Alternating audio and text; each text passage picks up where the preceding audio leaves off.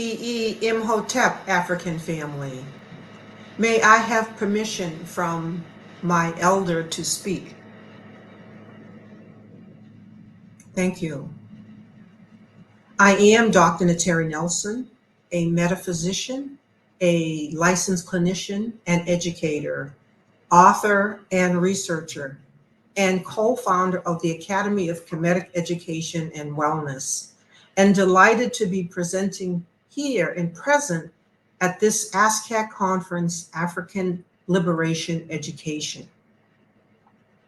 The title of this presentation is, Can Deuteronomy chapter 18, verses 9 through 11, and the Pisces to Aquarius shift in ages be reconciled? It is African Liberation Education time to heal trauma.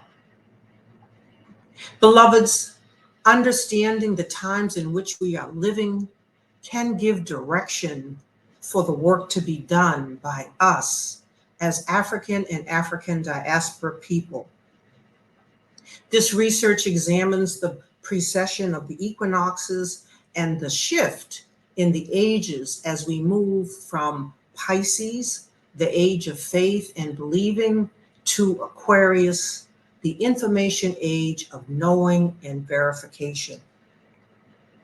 The religion of white supremacy, also called white fragility, has taught us to put away being observers of time, the very spiritual practice that would help us to even grasp the troubled times we are now living in. As such, we face a psychological and spiritual dilemma and crisis in consciousness.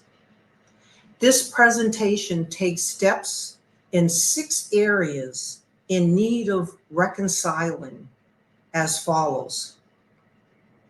The first area needing reconciling is asking, how deeply has religion penetrated African and African diaspora people?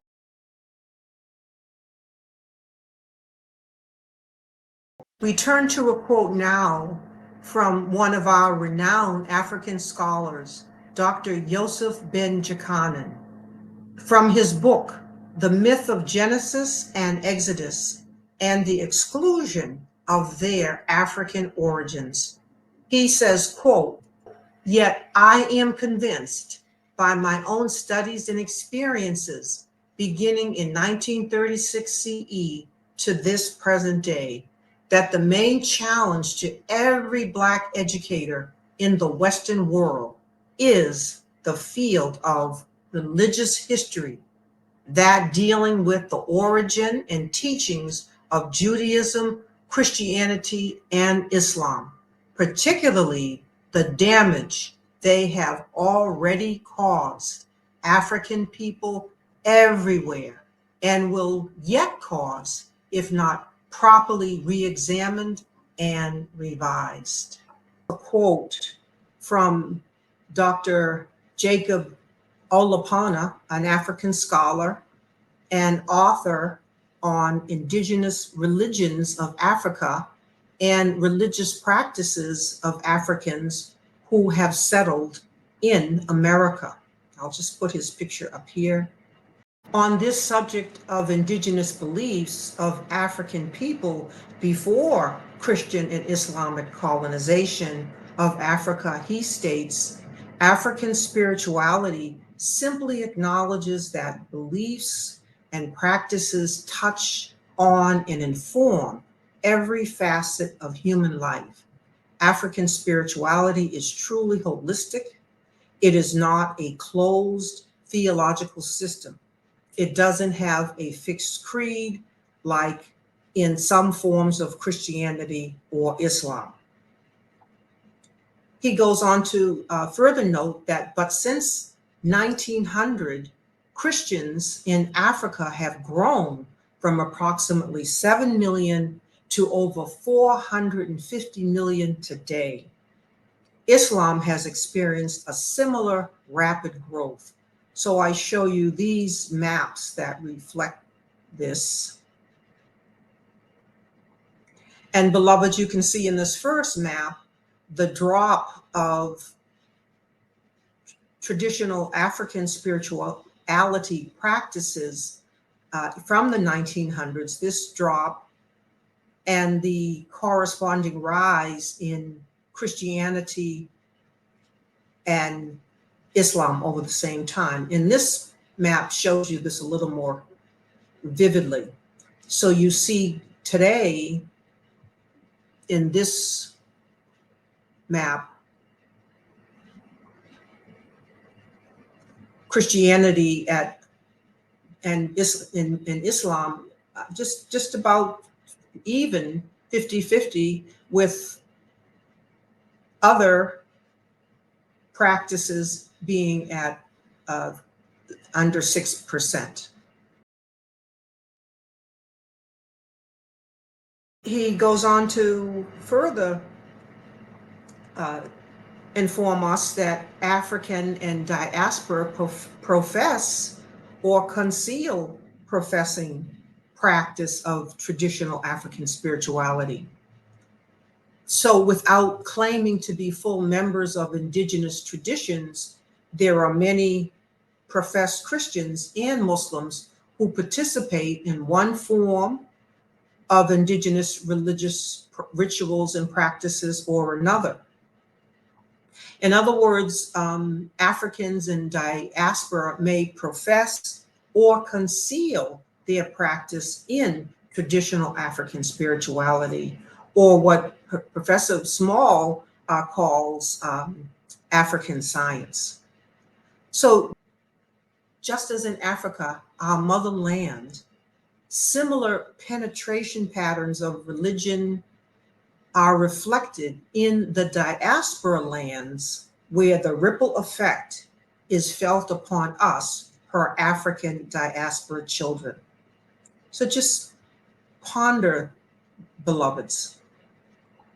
As Africans and African diaspora throughout the world begin to examine overcoming the traumatic impacts of a white supremacist paradigm and Piscean age religions on African spirituality and mentality, we must confront our dilemma of how to reconcile spirituality and religions so that we may embrace an African liberation education and African worldview.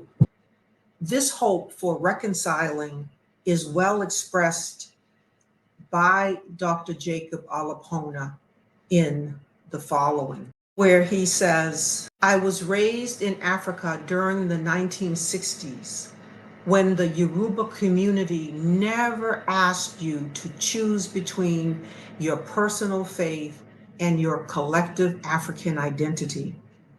But today, that is not the case due to more exclusive-minded types of Christianity and Islam that see patronizing indigenous African beliefs and practices as violating the integrity of their Christian or Muslim principles. He then goes on to say, but I believe that one can maintain one's religious integrity and also embrace an African world view. So now that we've looked at number one, how deeply has religion penetrated, and I show you this image here, we move to number two, which is area that needs reconciling, is what in religion has impacted our memory as timekeepers.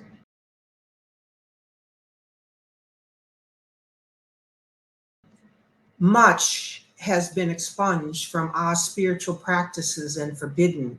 For example, alongside a brutal and forceful white supremacist imposition upon African spirituality, there has been biblical verses as follows.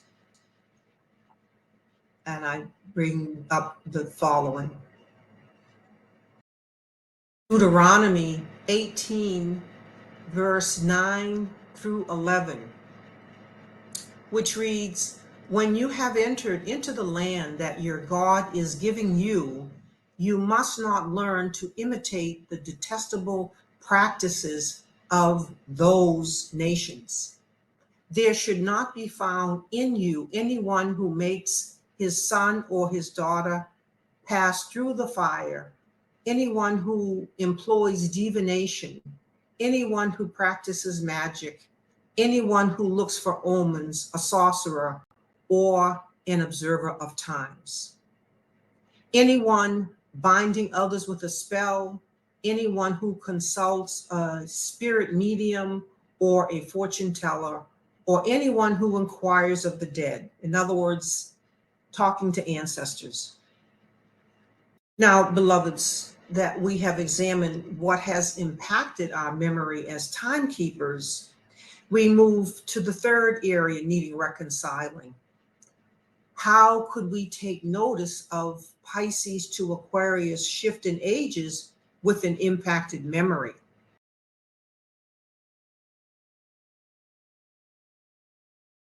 Beloveds, have you thought about what it means to dimensionally and psychically shift into the age of Aquarius, also called Hapi, Aquarius Hapi, from the astrological age of Pisces? We are now living within and between the orb of these two overlapping astrological ages, their respective energies and confluence as they combine and prevail together. The fourth area in need of reconciling is, how are we to heal from Piscean age traumatic impacts if we are prohibited in naming them as such?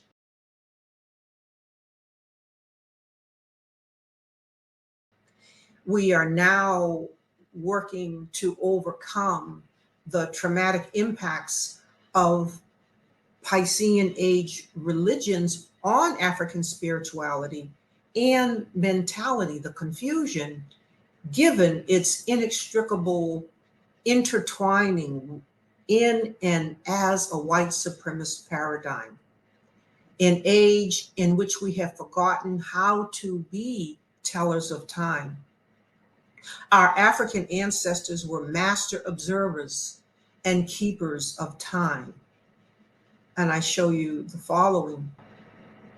As we read here in the works of George Cornwall Lewis, Astronomy of the Ancients, where he says, quote, "The Egyptians, according to Diodorus, affirm that their regal dynasties had lasted for 4,700 years, and that the arts and sciences, including astronomy, had been cultivated in Egypt during that period, that the Egyptians had preserved observations of the stars made during an incredible length of time.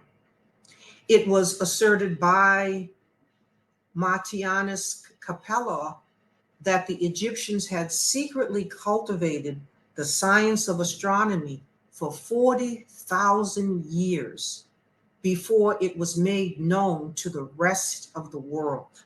And then we go on to see here in this quote by Gerald Massey, Ancient Egypt, Light of the World, who says, "As timekeepers, the astronomers of Egypt had thought and wrought, observed and registered on the scale of the great year of the universe.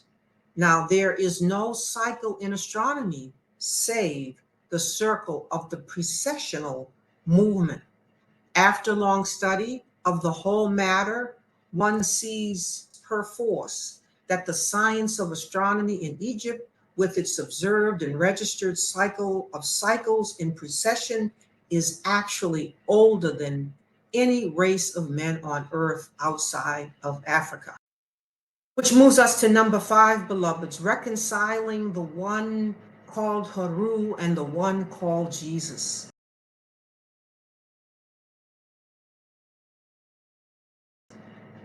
The Piscean age an age in which we have lost sight of the ever-coming one, the one who brings renewing sustenance in each age. Beloveds, our African oral and written traditions from the Nile Valley civilization give us instruction in order to restore our memory as timekeepers, teaching us to be expectant in each age, a 2,160-year cycle, that we may receive sustenance from the birth of the renewing sun, the S-U-N, called Ra, now qualified by the constellational energies of Aquarius. And this rebirth spiritually marks the reappearance of the ever-coming one, the sun, the S-O-N, Haru, guiding our actions in each age, and who was called Jesus the Christ in this age. And I shared these quotes as follows. As expressed by Gerald Massey in Ancient Egypt, Light of the World, he says, when Horus Haru had fulfilled the period of 2,155 years or 160 years, with the Easter equinox in the sign of Aries, the birthplace passed into the sign of Pisces, where the ever-coming one, the renewer, as the eternal child, who had been brought forth as a lion in Leo, a beetle in Cancer, as one of the twins in the sign of Gemini, as a calf in the sign of the bull, and as a lamb in the sign of the ram, was destined to manifest as the fish born of a fish mother in the zodiacal sign of the fishes. Lastly, he is the food that never perishes, the God who gives his own body and blood as the sacramental sustenance of the souls, the bull of eternity, who is reincorporated periodically as the calf or under the anthropomorphic type as Haru or Horus, the ever reincarnating, ever coming child who rose up from the dead. So, beloveds, to give deeper examination in these steps toward reconciling all of the aforementioned, and number 6, re-spiritualizing spirituality by transcending the boundaries of religion,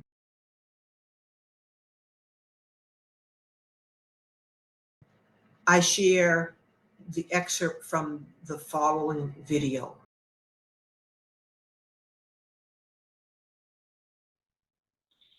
In a world where Europeans once saw the earth as flat and separated astronomy and astrology, I make reference here to a work by Giorgio Santillana and Hertha von Dershent in their book Hamlet's Mill, an essay on myth and the frame of time, published in 1969.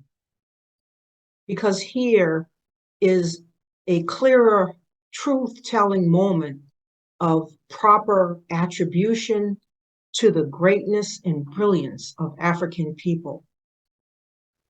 They note the Kemites recognize the importance of the heliactically rising constellations as markers for the astrological ages, and knowledge of this phenomenon had been known by them thousands of years previously. They state that to understand ancient thinking, it is necessary to understand astrology, not the modern sun sign of horoscopic astrology, but the astrology of ancient times. Beloveds, we are now living between two astrological ages and are dimensionally shifting from the Piscean age to the age of Aquarius Hapi. And I hold up this image here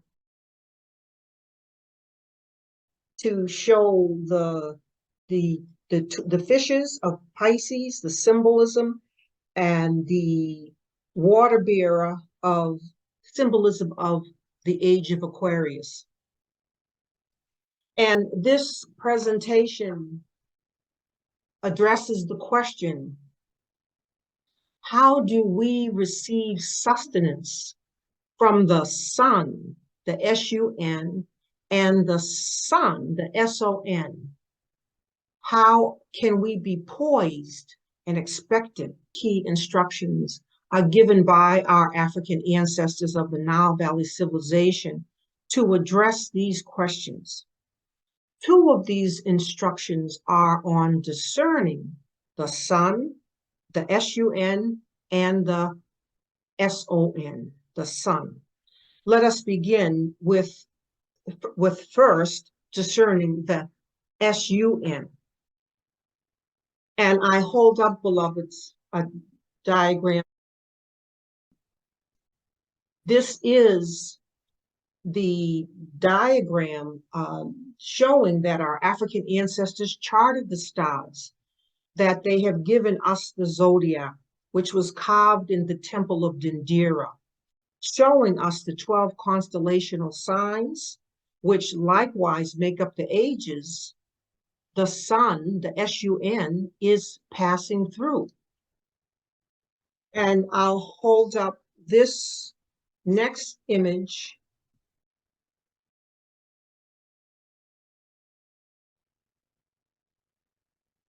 to show you that here we can see the ages pictured here, and each age is a 2,160-year cycle of time. And we can begin to go around this circle. For example, we can start with the age of Leo, which happened approximately 10,949 years ago, roughly 11,000 years ago. And again, all of these dates need to be reconciled because there's slight differences in dates. But we can see all the constellational signs here in this image here. And we can, for example, we can go from the constellation of Leo to see the constellation of Kepra, or also called Cancer, the constellation of Shu and Tefnut, or Gemini, and then we can come to this constellation of the Bull, Taurus, the Bull, and so on, all around the 12.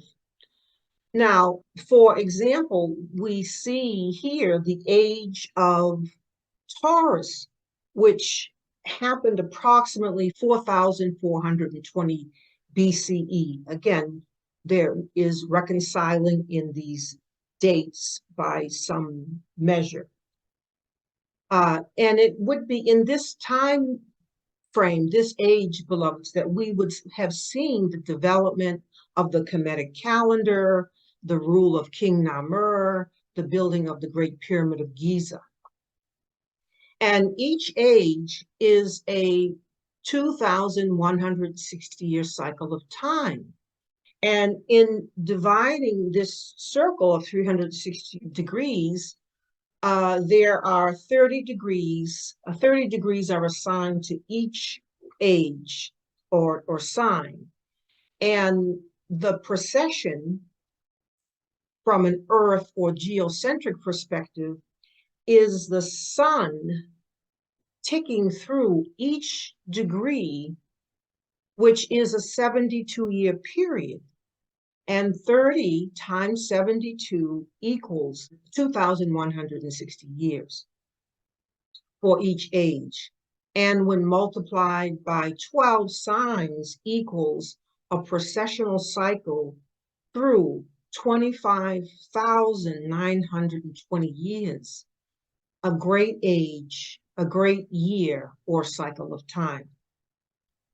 And from Taurus, this constellational sign, we can see that we have moved in the precession of the sun through the sign of Aries. And now moving now to and through the sign of Pisces, and we are just at the tail end of Pisces and at the cusp of entering the age of Aquarius. Now, there are varying dates projected for the start of the Aquarian age or age of Hapi. Some that it's already started, 2012, 2020, 2150, and so on. And why is this? Because there is approximately 150-year orb with the ending of one age and the beginning of the next. Similarly, like on a smaller scale, if we looked at the cycle of the seasons where we move from winter to spring, we're coming to what we think is the tail end of winter, and we have a more spring-like day, and we go out with less clothes on, and the next thing we know, it's snowing again, and we have to put more clothing back on because we're not quite fully in that shift where we can say it is fully spring. And likewise, on a larger scale, we have this same mixture, not of climate, but of astrological energies as we move from the Piscean to the fully into the age of Aquarius Hapi.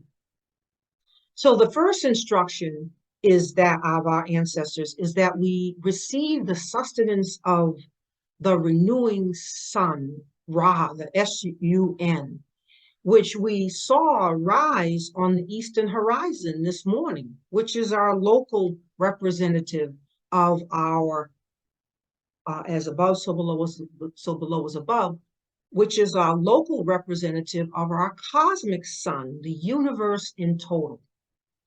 The sun is now in early beginnings of being qualified, imbued, colored by the constellational energies of Aquarius. And an African Renaissance or re-ascension guiding our actions, institutions, teachings, and teachers in this cycle, which heralds a spiritual rebirth. We must know and receive the sustenance of these inpouring astrological energies. Our next instruction the ancestors have given us is that this spiritual rebirth simultaneously marks or heralds the reappearance of the ever-coming one, Haru, the elder, the sun, the S-O-N, the sun that is co-eternal with as the cosmic sun, Ra, S-U-N, again qualified, imbued, colored by the constellational energies of Aquarius. Likewise, an African Renaissance and reascension guiding our actions, institutions, teachings, and teachers in this cycle. In this same instance, our African ancestors have given us instruction in the Pertimbru, and that we may know the S-O-N. The next image is in the Hall of Amante, the Hall of Judgment, is where we see Ani whose heart has been found as light as a feather, is brought before the Neb Lord of the world, Osir. Osir is a symbol of the infinite, eternal, boundless all, known by many names. Haru is the Masu, the Kares, the eternal child, in the age of Taurus, and later biblically appearing and biblically called Jesus the Christ in the age of Pisces. We must remember that the one in the same Haru Masu leads us throughout the ages eternally. However, beloveds, it is in this Piscean Christianized reappearance that, and the one named Jesus the Christ, that much confusion and trauma has been caused by the images depicted and the doctrine imposed. And as the documentary produced by Tariq Nasheed, The Religion of White Supremacy, details, and that I, along with Professor Small and others, were featured, that the Piscean age, the age of the fishes, and even the age before, the age of Aries, the lamb, the ram, begin the ages that have precipitated a white supremacist, fragilist paradigm that has gripped our planet with traumatic impacts to the world's inhabitants. The Mesu Haru is the one and the same ever-coming one in each age, imbued with the energy of that age. Each age is the renewing of sustenance after suffering, drought, darkness, diminishment, degradation within us as the son, daughter, or what would come to be described as sin in this Piscean age Christian dispensation. Many African diaspora have reached back to the age of Taurus to locate themselves, recollect, remember their greatness in prior ages. This has been an important regathering of sustenance. What is at work is the work at hand in order for us to move forward in this Wahemi Masu, the African Renaissance. That work is to continue to heal from Ma'afa and subtract out the traumatic impact of a white supremacist, fragilist paradigm that has manifested in this age, in order that we may gather the sustenance of the Piscean age and take stock of and garner the strengths, the treasures that we have gained in this prior age. Foremost of these strengths is vision, faith, imani, in service to our Creator, remaining a loving people through loveless conditions, remaining true to the laws of Ma'at, and like the eloquent peasant farmer, remaining in nature, good speech, and activism, proclaiming the right of justice, truth, harmony, balance, order, reciprocity, righteousness for the inhabitants of earth. What is the work at hand in order for us to move forward in this Wahemi Masu, the African Renaissance, in the dawning age of Hapi, Aquarius? Let us be expectant and open to receive the renewing sustenance and energy of the sun, the S-U-N, and the sun, the S-O-N, the Masu, the ever-coming one, Haru, as co-eternal with as the sun, the age of Aquarius Hapi, in innovative, universalizing energy that will shatter the white supremacist, fragilist paradigms, old form institutions and teachings, and spiritually wash away the muck and the mire and bring the human family closer in a unitive consciousness that will work together to cart away the rubble of the old form while building anew in accord with Ma'at, Medju Nefer, throughout the ages eternally. What do we need to remember today in these troubled times, as things continue to spiral out of control in the world, as we embrace these two instructions, let us ponder, how are we more like as the son, S-O-N, and son, S-O-N, daughter in this age? How are we becoming more Haru Misu Kares-like? What needs to happen in us, in our equipment, our constitution, both human and divine, that we may be the high energy vibration that can bear up in the awesome presence and stand before the Deb Lord of the world. So, beloveds, we come to spirituality, transcending the boundaries of religion.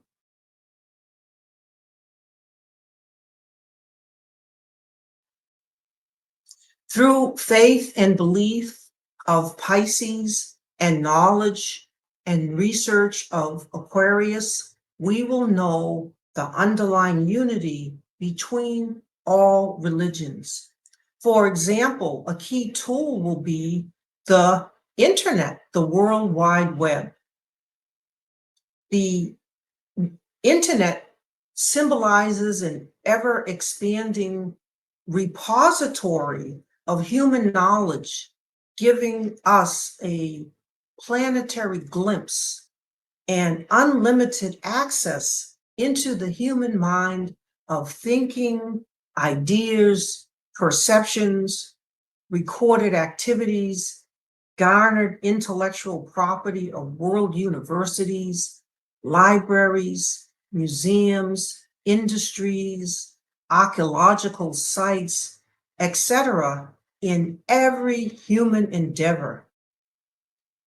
The internet is at first a rudimentary yet innovative technical mechanism to track and trace the current of inspired teachings on the subject of the infinite, eternal, boundless all, the one and the same creator, called by many names. A mechanism to track and trace the current of inspired teachings on the one and the same co-eternal exemplar who is guiding us by example to be most precise in aligning with divine will, love, wisdom, power, presence, purpose in fulfilling the divine architectural design of the Creator. This current is the renewing sustenance and underlying unity we now seek, a thread of light and illumination through and throughout the ages. Like the biblical story of Moses in the wilderness transitioning, we must move to and through the age of Horus the bull, which astrologically was symbolized by the golden calf. We must move through the age of Aries, symbolized by the ram or the lamb of God, through the age of Pisces, symbolized by the fishes, into the age of the water bearer. And now, beloveds, biblically, we see the announcement by Jesus of the water bearer, the astrological age of Aquarius, when biblically he said, "Unto them, behold, when you are entered into the city, there shall a man meet you, bearing an earthen pitcher of water. Follow him into the house where he goes in." And this is Luke 22, verse 10. So we can locate astrological markers in the Bible.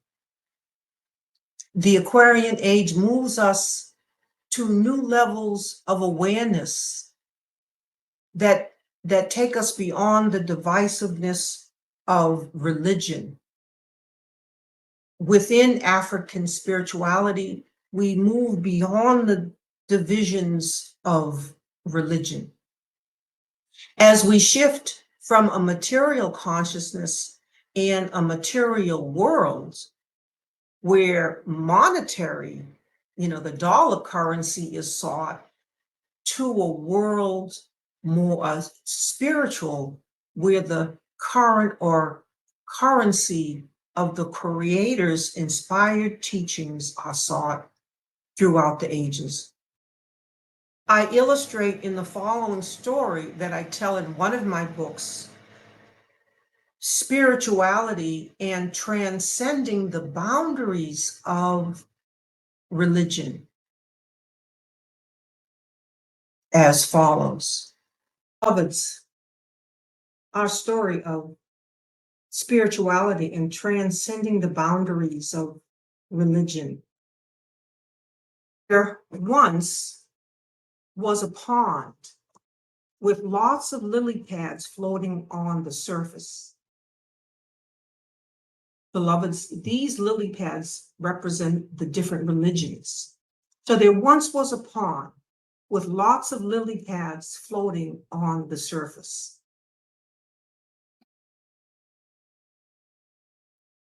A frog was spending considerable time rummaging around on his lily pad, extracting the experience, wisdom, and essence therein.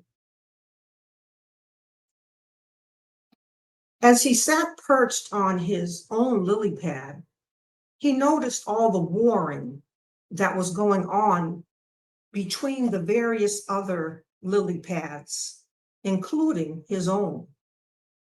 This resulted as the frog members from each of the lily pads all claimed to know the truth and to be the better lily pad or religion over all of the others. He observed this peculiar behavior even among the frog members on his own particular lily pad.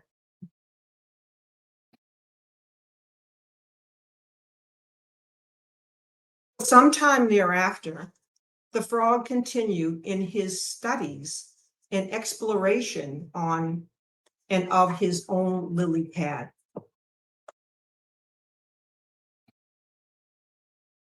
While continuing to notice the goings on between other lily pads in their constant bickering back and forth upon the pond's surface.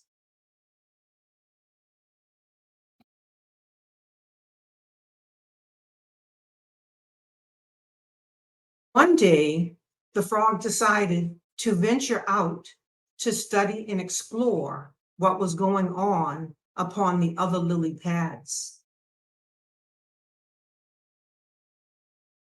This occurred much to the consternation of his fellow lily pad members, who warned him terrible things would happen and bid him return back.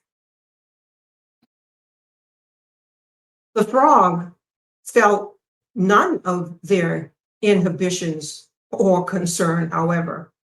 So he leaped across the pond's surface, spending time on one lily pad, then moving on to another. While rummaging around upon the other lily pads, this frog soon gained great insights from each one. A curious thing soon happened. He found a similar wisdom and essence on each lily pad and a resonance between them. Thus, he expanded his own awareness. Greater awareness and no longer feeling fastened like Velcro to any one particular lily pad, this frog decided to leap fully into the pond in order to experience the depths of the waters, which is spirituality, below. Having gained this greater awareness and no longer feeling fastened to any one particular lily pad, Frog decided to leap fully into the pond in order to experience the depths of the waters of spirituality below.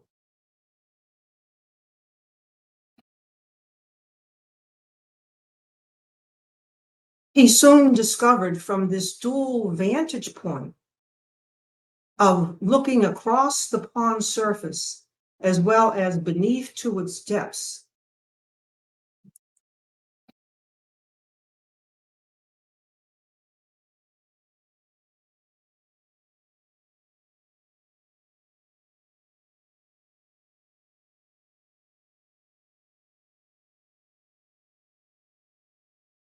that he could now see that which is common and unifying for all lily pads.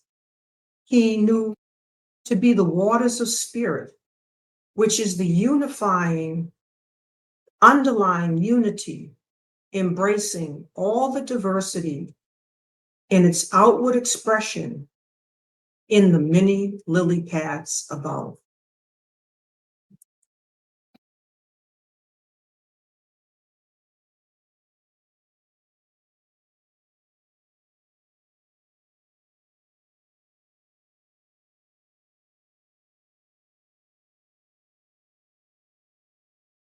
From this wonderfully all-inclusive, all-expansive, all-sustaining, and life-giving spiritual essence, he could feel his divine